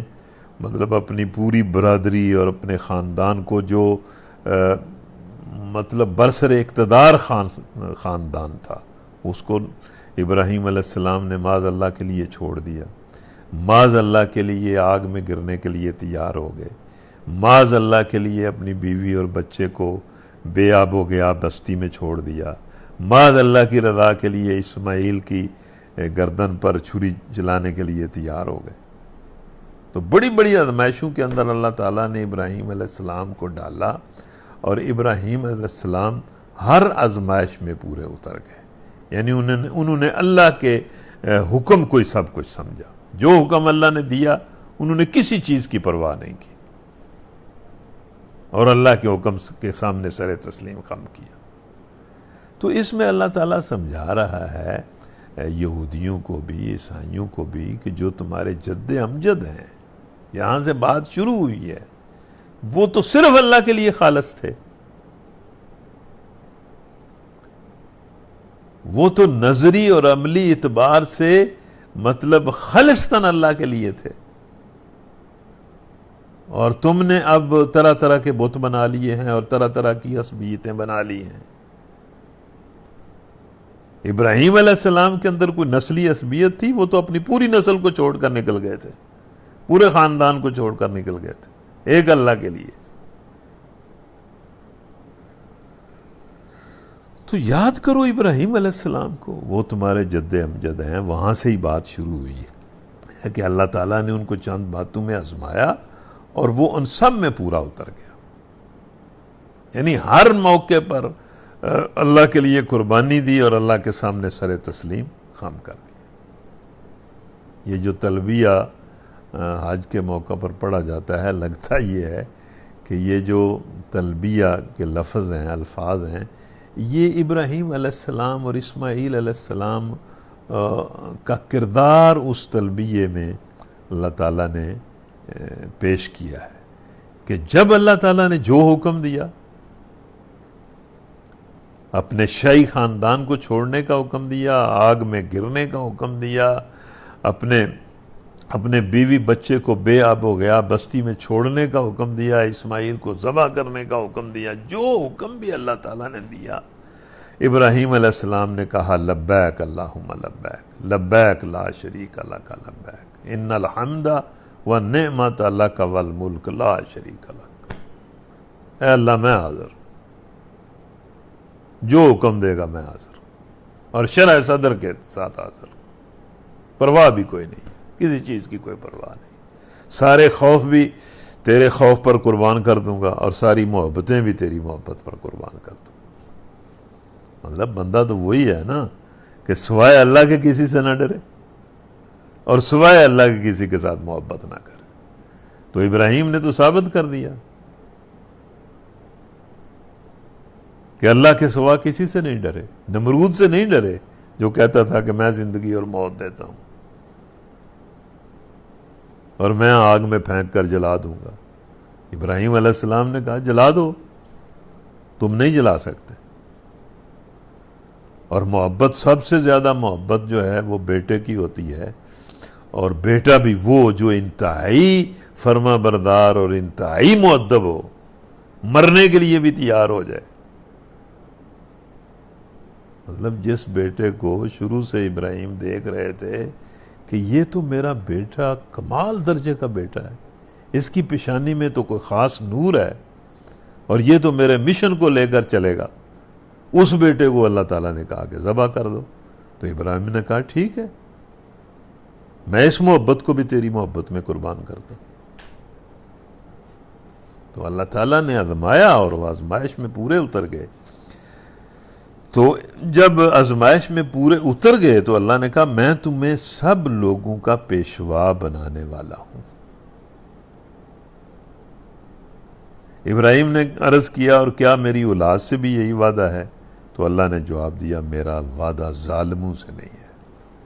اب اس میں ایک چیز جو یہاں ہم سب کے لیے بڑی قابل غور ہے اور جس میں ہمارے لیے درس ہے کہ اللہ کی طرف سے اس دنیا میں انسان کو دینے کے لیے جو سب سے بڑی چیز ہے نا، وہ کیا ہے؟ وہ ہمیں اس آیت سے پتہ چلتی ہے۔ یہ جو دنیا ہے نا، بہت بڑی دنیا جس میں بڑی زینتیں ہیں، بڑی اٹریکشنیں ہیں، بڑے اقتدار ہیں، بڑے خزانے ہیں، اور انسان جو ہے وہ اس کی مختلف چیزوں کے پیچھے بھاگتا ہے اور مرتا ہے اور گرتا ہے اور ساری زندگی ان کے لیے پتہ نہیں کیا کیا پاپڑ بیلتا ہے۔ لیکن یہ آیت بتاتی ہے کہ جس اللہ نے یہ دنیا بنائی ہے نا، اس کے نزدیک اس دنیا کی سب سے بڑی چیز کیا ہے اور سب سے بڑا اعزاز کیا ہے۔ تو میرا خیال ہے کہ اگر ہم لوگ جو اس درس میں شامل ہیں ہم اس کو سمجھ جائیں تو ایک بہت بڑی بات کو ہم سمجھ جائیں گے، اور وہ کیا ہے کہ جب اللہ تعالیٰ نے اپنے بندے ابراہیم کو آزمایا، ابراہیم آزمائش میں پورے اتر گئے، اللہ رب العزت راضی اور خوش ہو گئے، تو اللہ نے کیا دینے کا اعلان کیا؟ مطلب ظاہر ہے اللہ تعالیٰ نے سب سے بڑی چیز دینے کا اعلان کیا، اور وہ ہے ہدایت، اور دوسروں کو ہدایت کی طرف بلانے کا منصب۔ یہ سب سے بڑی چیز۔ تو ابراہیم علیہ السلام کو اللہ نے فرمایا کہ میں تمہیں ہدایت دیتا ہوں اور ہدایت کا رہنما بناتا ہوں۔ اس کا مطلب یہ ہے کہ اس دنیا میں سب سے بڑھ کر خوش قسمت انسان وہ ہے جو خود ہدایت پر عمل کرتا ہو اور دوسروں کو ہدایت کی طرف بلاتا ہو۔ اس سے بڑی نہ کوئی نعمت ہے اور نہ کوئی اعزاز ہے۔ تو ابراہیم علیہ السلام نے کہا کہ یا اللہ، یہ تو بہت بڑی نعمت تو نے مجھے عطا کر دی، تو کیا میری اولاد کے لیے بھی یہی ہے؟ تو اللہ نے کہا کہ تیری اولاد کے لیے بھی یہی ہے، لیکن جو ظالم ہوگا، جو نافرمان ہوگا،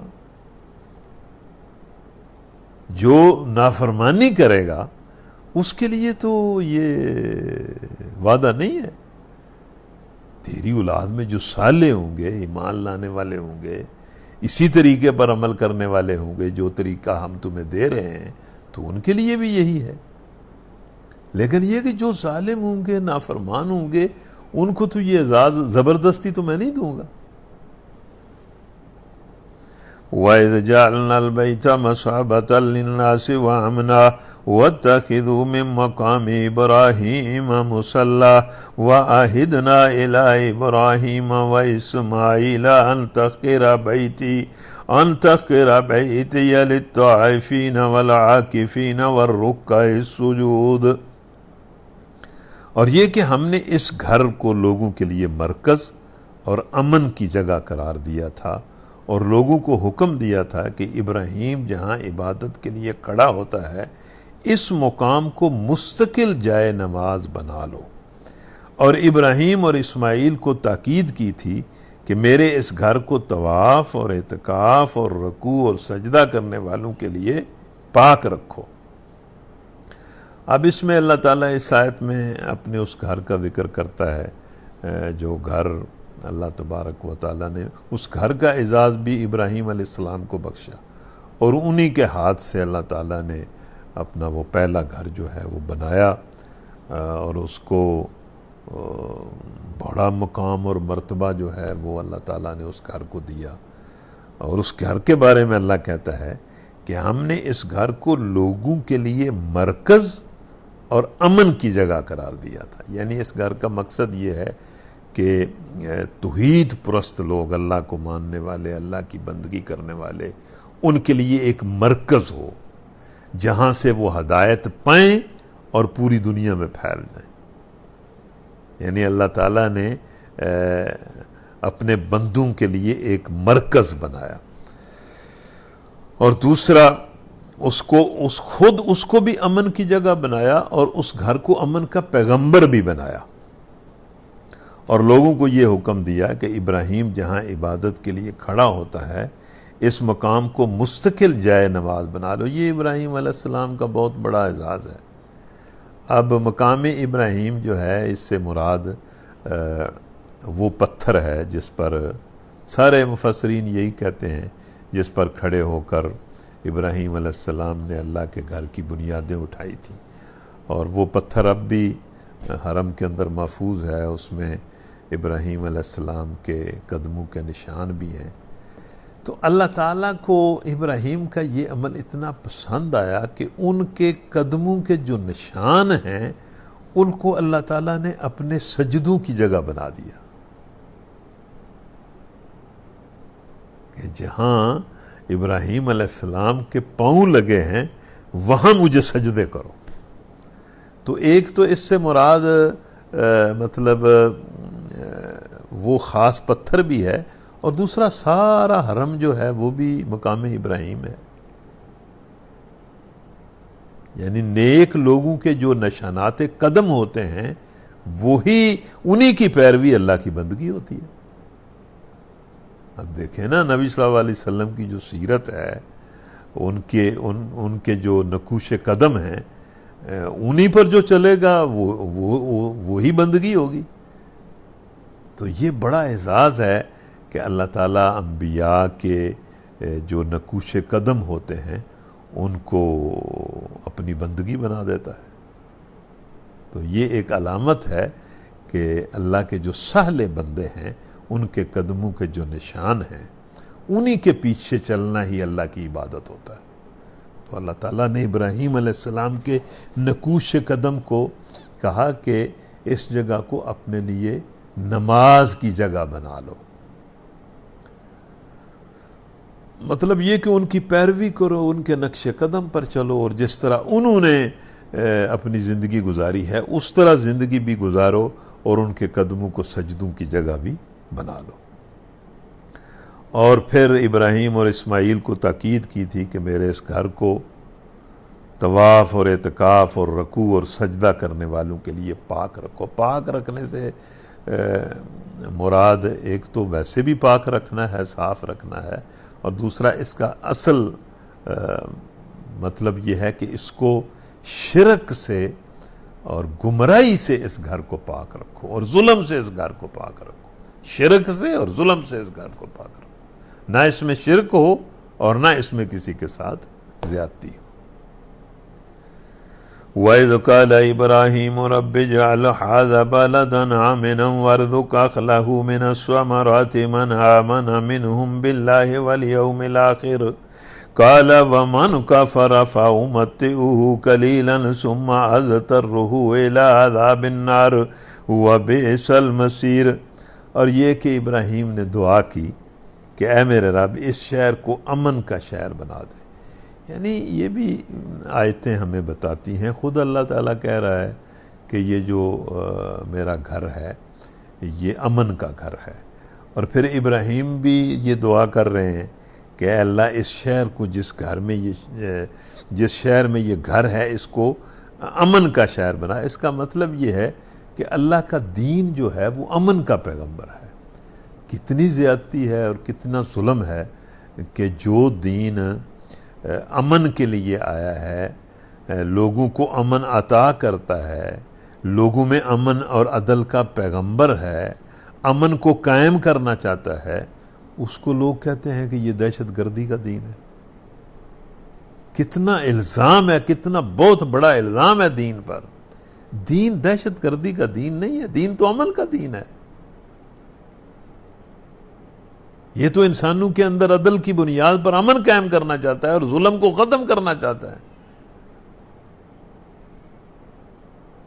دہشت گرد تو وہ ہیں کہ جو اس دین کے دشمن ہیں، وہ امن کے بھی دشمن ہیں، وہ دنیا میں ظلم اور زیادتی کو رائج کرنا چاہتے ہیں۔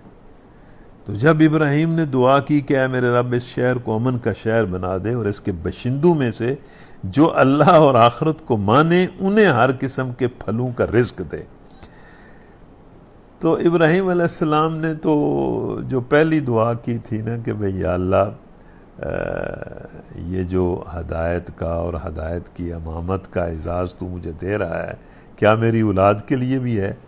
تو اللہ نے کہا کہ ظالموں کے لیے نہیں ہے۔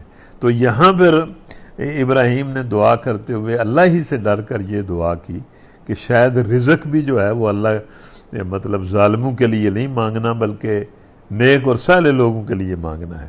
تو ابراہیم نے اللہ سے دعا کی کہ اس شہر کو امن کا شہر بنا اور اس کے رہنے والوں میں سے جو مومن ہیں، جو اللہ اور آخرت پر ایمان رکھتے ہیں، ان کو پھلوں کا رزق دے۔ تو اللہ نے کہا کہ اب بھی ابراہیم تو دعا میں غلطی کر گیا ہے۔ پہلے بھی تو نے پوری اولاد کے لیے دعا کی تو میں نے تجھے یہ اس میں ترمیم کی کہ ظالموں کے لیے میرا یہ وعدہ نہیں ہے۔ اب یہاں بھی میں یہ ترمیم تیری دعا میں کرتا ہوں کہ یہ جو دنیا کا رزق ہے نا، یہ کافروں کو بھی میں دوں گا، لیکن یہ دنیا کے چند دن کے لیے، اس کے بعد جو کافر ہیں وہ عذاب کا شکار ہو جائیں گے۔ تو اللہ نے فرمایا اور جو نہ مانے گا، یعنی اللہ اور آخرت کو نہ مانے گا، دنیا کی چند روزہ زندگی کا سامان تو میں اسے بھی دوں گا، مگر آخر کار اسے عذاب جہنم کی طرف گھسیٹوں گا، اور وہ بدترین ٹھکانہ ہے۔ تو اس سے یہ اندازہ ہوتا ہے کہ یہ جو رزق ہے اور رزق کا تھوڑا اور زیادہ ہونا ہے، یہ اللہ کی طرف سے خوش قسمتی اور بد قسمتی کا کوئی معیار نہیں ہے۔ اللہ صاف کہہ رہا ہے کہ میں نے یہ دنیا کا رزق جو ہے یہ تو میں نے کافروں کو بھی دینا ہے۔ اسی لیے ہم دیکھتے ہیں کہ بسا اوقات کافروں کے پاس بہت زیادہ رزق جو ہے وہ اللہ تعالیٰ ان کو دے دیتا ہے۔ وہ مسلمانوں کی کمزوری کی وجہ سے بھی ہوتا ہے، مسلمانوں کے گناہوں کی وجہ سے بھی ایسا ہوتا ہے، اور آزمائش کی وجہ سے بھی ایسا ہوتا ہے۔ تو اس لیے یہ جو کسی کے پاس مال کا زیادہ ہونا اور کم ہونا، یہ اس کی خوش قسمتی اور بد قسمتی کی علامت نہیں ہے۔ خوش قسمتی اور بد قسمتی کی علامت جو ہے وہ تو اللہ کی طرف سے حق پر ہونا ہے، کہ کوئی بندہ ایمان پر ہو اور تقوی پر اور عمل صالح پر ہو، یہ اس کی خوش قسمتی ہے۔ تو اللہ نے کہا کہ یہ دنیا کے چند روزہ زندگی میں مال اس کو بھی دوں گا، لیکن بالآخر پھر وہ جہنم میں جائے گا، جو بدترین ٹھکانہ ہے۔ وَإِذْ يَرْفَعُ إِبْرَاهِيمُ الْقَوَاعِدَ مِنَ الْبَيْتِ وَإِسْمَاعِيلُ رَبَّنَا تَقَبَّلْ مِنَّا إِنَّكَ أَنْتَ السَّمِيعُ الْعَلِيمُ رَبَّنَا وَاجْعَلْنَا مُسْلِمَيْنِ لَكَ وَمِنْ ذُرِّيَّتِنَا أُمَّةً مُسْلِمَةً لَكَ وَأَرِنَا مَنَاسِكَنَا وَتُبْ عَلَيْنَا إِنَّكَ أَنْتَ التَّوَّابُ الرَّحِيمُ رَبَّنَا وَابْعَثْ فِيهِمْ رَسُولًا مِّنْهُمْ يَتْلُو عَلَيْهِمْ آيَاتِكَ وَيُعَلِّمُهُمُ الْكِتَابَ وَالْحِكْمَةَ وَيُزَكِّيهِمْ إِنَّكَ أَنْتَ الْعَزِيزُ الْحَكِيمُ۔ اور یاد کرو ابراہیم اور اسماعیل جب اس گھر کی دیواریں اٹھا رہے تھے تو دعا کرتے جاتے تھے۔ اب دیکھیں یہاں جب ابراہیم علیہ السلام اور اسماعیل علیہ السلام اللہ کا گھر بنا رہے تھے، یعنی اس کی رضا کا بہت بڑا کام اسی کے حکم کی بنیاد پر کر رہے تھے۔ یعنی اللہ کا یہ حکم تھا کہ یہ گھر بناؤ، اور اس کی رضا کے شوق میں مبتلا ہو کر وہ دونوں باپ بیٹا اللہ کے اس گھر کی بنیاد رکھ رہے تھے، اور اس وقت وہ دعائیں مانگ رہے تھے۔ اب وہ دعائیں دیکھیں کتنی شاندار دعائیں ہوں گی، ہمیں بھی سوچنا چاہیے کہ وہ کس طرح کی دعائیں انہوں نے مانگی۔ ان دعاؤں پر ہمیں اپنی دعاؤں کو تولنا چاہیے، اور دوسرا ان دعاؤں کے مطابق اپنی دعاؤں کو کرنے کی کوشش کرنی چاہیے۔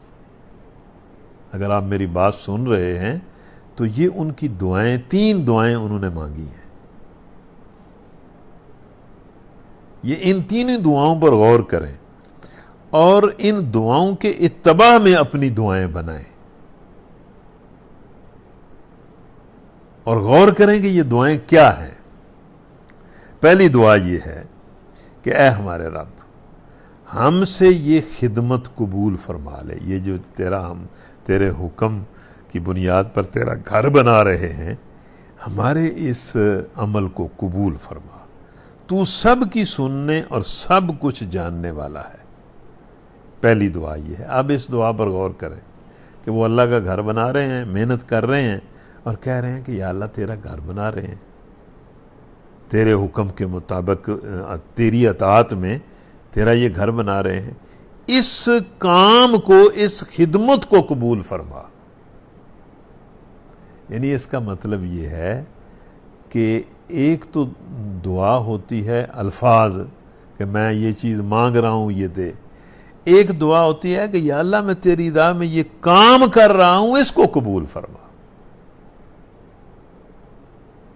تو مطلب اس میں جو بات جس کی طرف میں اشارہ کرنا چاہتا ہوں وہ یہ ہے کہ اللہ تعالیٰ کو یہ دعا بڑی پسند ہے کہ کوئی بندہ نیک عمل کرے اور پھر اسے کہے کہ یا اللہ اس نیکی کو قبول کر۔ ہم الفاظ کو قبول کرنے کو سب کچھ سمجھتے ہیں، یعنی ہم اپنی ڈیمانڈ جو ہے وہ پوری کراتے ہیں اللہ سے۔ اللہ کے بندے اللہ کے حکم پر چل کر یہ کہتے ہیں کہ یا اللہ ہم تیرے حکم پر چلے ہیں، اب اس عمل کو قبول کر لیں۔ بڑا فرق ہے۔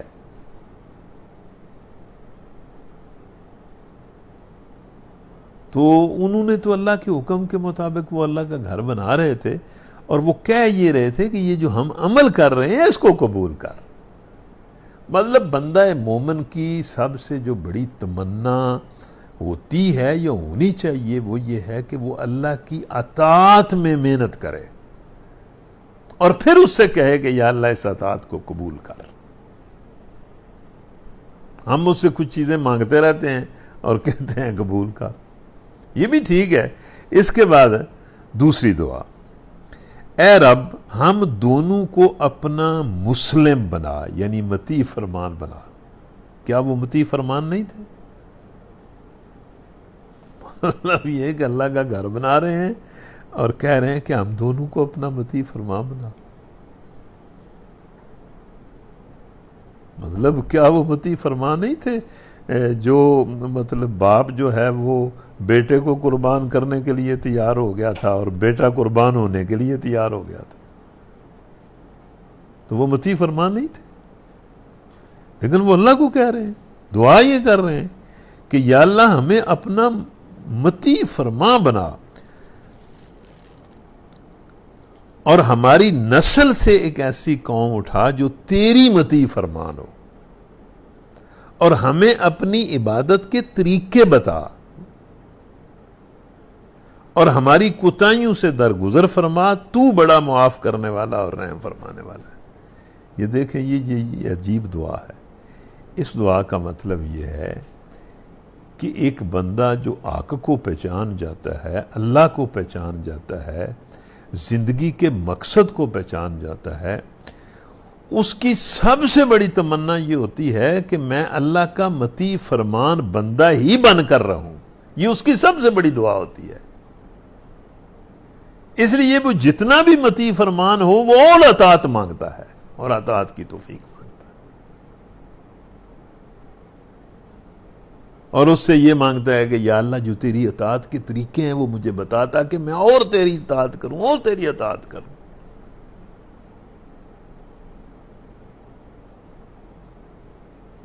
ہم تو اطاعت کو سمجھتے ہیں نا کہ یہ کوئی بڑی مطلب ہے کہ چیز ہے جو بڑی تکلیف دہ چیز ہے۔ ایک اللہ کو صحیح پہچاننے والا بندہ جو ہے، آخرت کو پہچاننے والا، اس کی خواہش یہ ہو جاتی ہے کہ میں مختلف طریقوں سے اللہ کی اطاعت کروں، مطیع فرمان ہونا ہی اس کے لیے سب سے بڑی چیز ہوتی ہے، اس کی تمنا ہی یہ ہوتی ہے۔ اور پھر اس کے ساتھ وہ یہ بھی کہتے ہیں کہ یا اللہ ہم سے اگر اس اطاعت میں کوئی غلطی ہو جائے تو میں معاف کر دیں اور رحم فرما۔ اچھا جی، ویسے مجھے سمجھانا نہیں آ رہا، ورنہ یہ دعائیں کمال کی دعائیں ہیں کہ ایک تو وہ عمل صالح کر کے اس کی قبولیت کی دعا مانگ رہے ہیں، دوسرا اللہ سے کہہ رہے ہیں کہ ہمیں اور زیادہ اپنا مطیع فرما بنا، اور ہماری نسل سے بھی مطیع فرمان ہی اٹھا، اور اس اطاعت کے طریقے بھی ہمیں بتا، اور پھر اگر کوئی کوتاہی ہو جائے تو معاف بھی کر دے۔ اور پھر خاص طور پر یہ دعا کی تیسری دعا، اور اے رب ان لوگوں میں خود انہی کی قوم سے ایک ایسا رسول اٹھا جو انہیں تیری آیات سنائے، ان کو کتاب اور حکمت کی تعلیم دے اور ان کی زندگیوں کو پاک کرے، تو بڑا مقتدر اور حکیم ہے۔ ایک اور دعا کی کہ یا اللہ ان لوگوں میں اپنا کوئی رسول پیدا کر جو ان کو تیری آیتیں سنائے، تیری کتاب اور حکمت کی تعلیم دے، اور ان کی زندگیوں کو کتاب اور حکمت کے مطابق پاک کرے، ان کی انفرادی زندگیاں، ان کی اجتماعی زندگیاں، ان کی پوری زندگی کو تیرے احکام کے مطابق پاک کرے۔ اس کے بارے میں تو کہا جاتا ہے نا کہ یہ دعا دونوں باپ بیٹے کی نبی صلی اللہ علیہ وسلم کی صورت میں پوری ہوئی۔ 4 سال بعد، 4000 سال بعد قبول ہوئی. اسی دعا کے نتیجے میں محمد صلی اللہ علیہ وسلم جو ہیں ان کو اللہ تعالیٰ نے اٹھایا. تو ایک تو یہ دعا ہے، اس دعا پر بھی بندے کو غور کرنا چاہیے کہ ایک نیک بندہ یہی چاہتا ہے کہ میری اولاد میں سے بھی کوئی نیک اور صالح پیدا ہو. اور دوسرا اس میں ہمارے لیے جو ایک سبق آموز بات ہے کہ جس نے محمد صلی اللہ علیہ وسلم کی سنت پر چلنا ہو، جس کی یہ تمنا ہو نا، یہ خواہش ہو کہ میں وہ کام کروں جو نبی صلی اللہ علیہ وسلم نے کیا تھا، تو ان کے 3 کام ہیں. اس قرآن کی تلاوت لوگوں پر کرنا، اور اس کی تعلیم دینا، اور اس قرآن کی تعلیمات کے لیے ذریعے ساری زندگی کو سنوارنے کی کوشش کرنا. یعنی یہ جو قرآن ہے اس کی تعلیم دوسروں کو دینا، اس کی تلاوت لوگوں پر کرنا، اس کا ابلاغ کرنا، پھر اس کی تعلیم دینا، اس کے ذریعے لوگوں کے کردار کو سنوارنا، اور پھر باقی زندگی کو بھی، زندگی کے سارے اداروں کو بھی، تہذیب اور تمدن کو بھی قرآن کی تعلیمات کے ذریعے سنوارنے کی کوشش کرنا. جو بندہ یہ کرتا ہے وہ نبی صلی اللہ علیہ وسلم کا ایسا امتی ہے جو ان کا حقیقی جانشین ہے، اور وہ کام کرتا ہے جو انہوں نے کیا. اس لیے میں کہتا ہوں کہ یہ جو ہم تھوڑا بہت کام کرتے ہیں قرآن کے پڑھنے پڑھانے کا، یہ بہت مطلب ہے کہ شکر کی بات ہے. اس کی تلاوت کرنا، اس کو سمجھنا، گو یہ ایک بالکل محدود سا کام ہے. مطلب ایک بڑے انداز سے تو قرآن کا یہی کام ہے نا کہ قرآن کو سارے انسانوں کے سامنے پڑھا جائے، اور قرآن کے ذریعے انسانوں کے کردار کو، ان کے ذہن اور عمل کو بنایا جائے، اور پھر ان کو لے کر پوری زندگی کے نظام کو سنوارا جائے. یعنی انفرادی عمل سے لے کر حکومت تک کے پورے نظام کو سنوار دیا جائے اس قرآن کے ذریعے. اس کے بعد اللہ نے فرمایا وَمَن يَرْغَبُ عَن مِّلَّةِ إِبْرَاهِيمَ إِلَّا مَنْ سَفِهَ نَفْسَهُ وَلَقَدِ اسْتَفَيْنَاهُ فِي الدُّنْيَا وَإِنَّهُ فِي الْآخِرَةِ لَمِنَ الصَّالِحِينَ. یہ ہیں ابراہیم، اور یہ ہے ان کا طریقہ. اب جو یہ یہودی، عیسائی، یہ مشرک عرب کے، یہ اس طریقے پر چل رہے ہیں. جو اس طریقے سے ہٹ گیا اس نے تو بڑی حماقت کی. اور ابراہیم تو اپنی اس اللہ کی بندگی اور اللہ کے راستے میں قربانی اور شرک سے قطعی پاک تھے، اور وہ تو دنیا میں بھی اللہ کے چنے ہوئے بندے تھے، اور آخرت میں بھی ان کو اللہ اپنے صالح بندوں میں شمار کرے گا.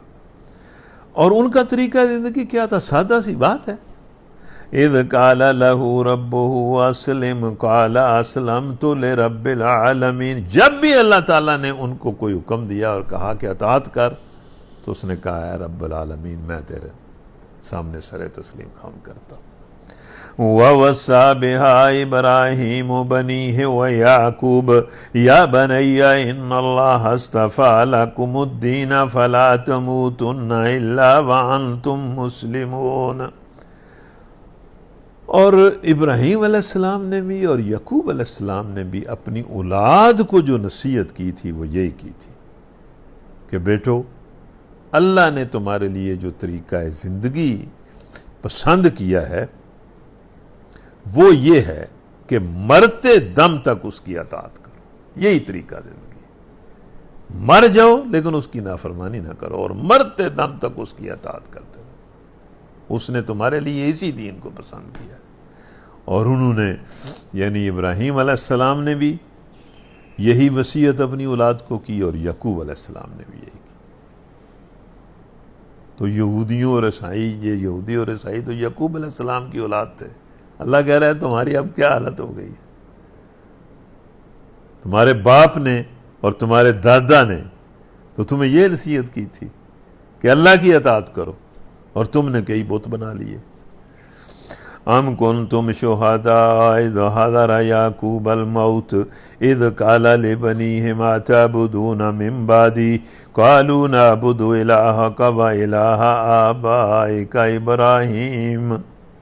ابراہیم و اسماعیل و اسحاق الہا واحدا ونحن لہ مسلمون تلک امۃ قد خلت لہا ما کسبت ولکم ما کسبتم ولا تسألون عما کانوا یعملون۔ اسی طریقے پر چلنے کی ہدایت اس نے اپنی اولاد کو کی تھی، اور اسی کی وصیت یعقوب اپنی اولاد کو کر گیا۔ اس نے کہا تھا کہ میرے بچوں، اللہ نے تمہارے لیے یہی دین پسند کیا ہے، لہٰذا مرتے دم تک مسلم رہنا۔ پھر کیا تم اس وقت موجود تھے جب یعقوب اس دنیا سے رخصت ہو رہا تھا؟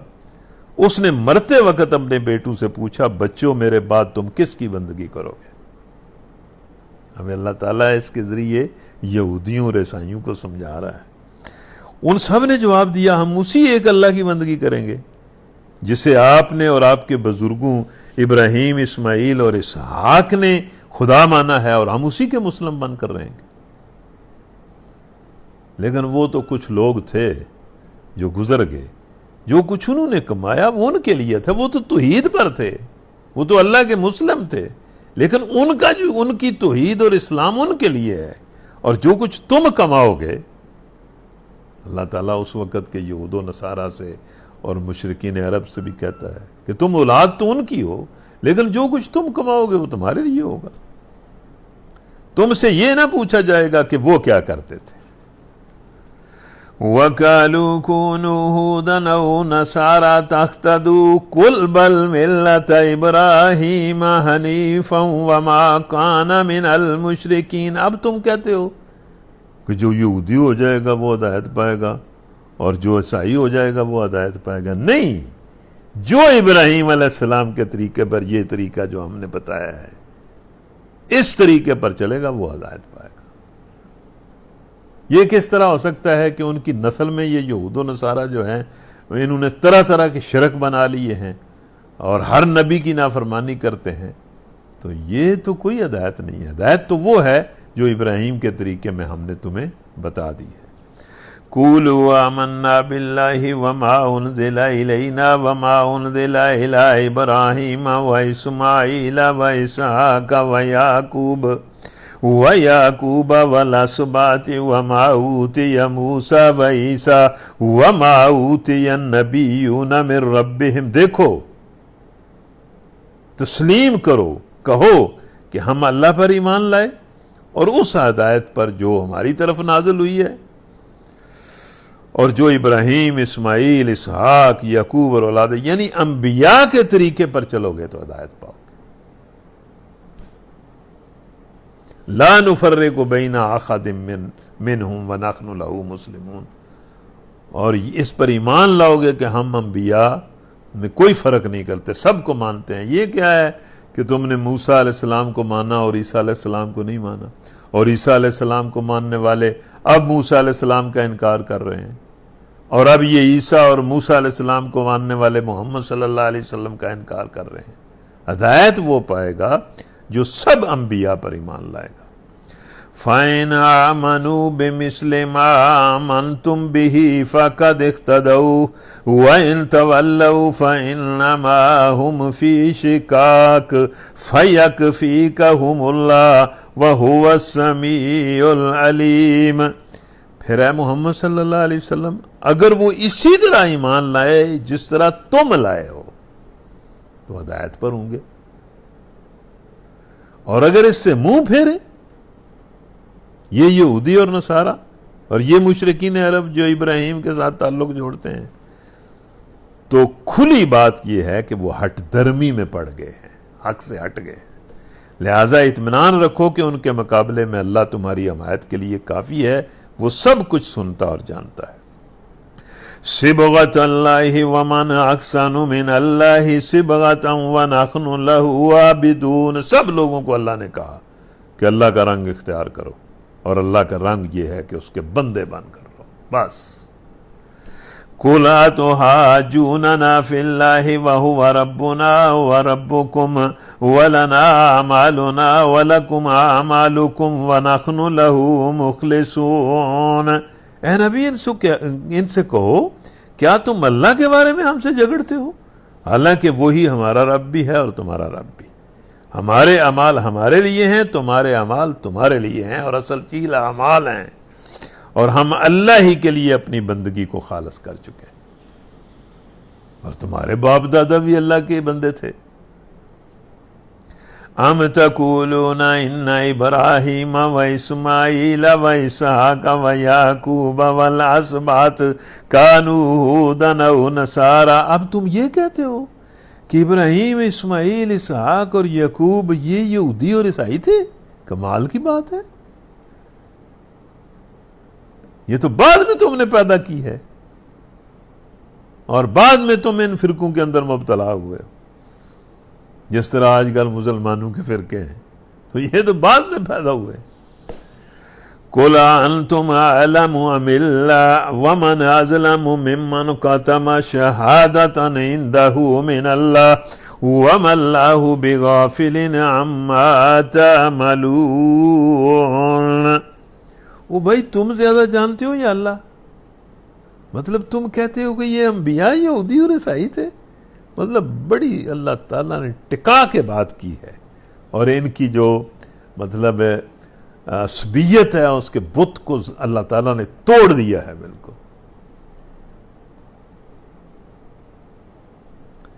اس شخص سے بڑا ظالم اور کون ہوگا جس کے ذمے اللہ کی طرف سے ایک گواہی ہو اور وہ اسے چھپائے؟ مطلب یہ کہ تم جانتے ہو کہ یہ انبیاء تو یہودی اور عیسائی نہیں تھے، یہ تو خالصتاً اللہ خدا پرست تھے اور اللہ کے بندے تھے۔ تمہاری حرکات سے اللہ غافل نہیں ہے، لیکن یاد رکھو اللہ تعالیٰ یہ بار بار کہتا ہے، دوسری مرتبہ اللہ نے کہا ہے تِلْکَ أُمَّةٌ قَدْ خَلَتْ، وہ تمہارے باپ دادا تھے لیکن گزر گئے، انہوں نے جو کچھ کیا وہ تمہارا نہیں ہے، وہ ان کی کمائی ہے، ان کا اجر ان کے لیے ہے، اور جو تم کماؤ گے وہ تمہارا ہے۔ اگر تم یہودی اور عیسائی بن کر اللہ کی نافرمانیاں کرو گے تو پھر جو کماؤ گے وہ تمہارا ہے۔ وَلَا تُسْأَلُونَ عَمَّا كَانُوا يَعْمَلُونَ، اور تم سے ان کے اعمال کے متعلق سوال نہیں ہوگا۔ تو یہ آبا پرستی کی مطلب باپ دادا کا نام لیتے رہنا، باپ دادا کے عمل کو نہ دیکھنا، ان کے نام، تم انبیاء کے نام لیتے ہو، ہم فلاں سے تعلق رکھتے ہیں، فلاں سے تعلق رکھتے ہیں، اور کام بالکل تم ان کے خلاف کر رہے ہو۔ تو یہ ہمارا آج کا سبق تھا۔ یہ 2-3 منٹ بعض اوقات زیادہ ہو جاتے ہیں، تو یہ کوئی ایسی بات نہیں ہے۔ تو الحمدللہ ثم الحمدللہ، الحمدللہ الحمدللہ، میں بار بار آپ سب کو اپنے ساتھ شریک کر کے اللہ کا شکر ادا کرتا ہوں کہ آج ہم نے پہلا پارہ مکمل کر لیا۔ اسی طرح ہم لگے رہیں گے، اللہ ہمیں توفیق دے تو انشاءاللہ پورا قرآن جو ہے مکمل کریں گے۔ لیکن اصل بات مکمل کرنا نہیں ہے، اصل بات اس کی باتوں کو سمجھنا ہے اور اس کو پلے باندھنا ہے اور ان کو اپنا اوڑھنا بچھونا بنانا ہے۔ وآخر دعوانا ان الحمدللہ رب العالمین۔ ربنا آتنا فی الدنیا حسنہ وفی الآخرۃ حسنہ وقنا عذاب النار۔ یا اللہ ہم سب کو ایمان عطا فرما، اور ایمان کے مطابق اپنی خالص بندگی کی توفیق عطا فرما۔ یا اللہ ہمیں اپنی اور آخرت کی یاد عطا فرما، اور اپنی اور آخرت کی یاد کے ذریعے دنیا اور آخرت کی بھلائیاں اور برکتیں عطا فرما۔ یا اللہ ہم میں سے جس کی جو جائز دعا ہے اس کی دعا کو پورا فرما۔ یا ارحم الراحمین، ہم میں یا ہمارے گھروں میں جو بیمار ہیں ان کو شفا عطا فرما، اور ہر طرح سے ہمیں اپنی رحمت میں اور اپنے فضل میں لے لے۔ یا اللہ دنیا اور آخرت کی سیئات سے بچا، اور دنیا اور آخرت کی حسنات عطا فرما۔ آمین۔ اللہم صلی وسلم علی نبینا محمد وعلی آلہ وصحبہ اجمعین برحمتک یا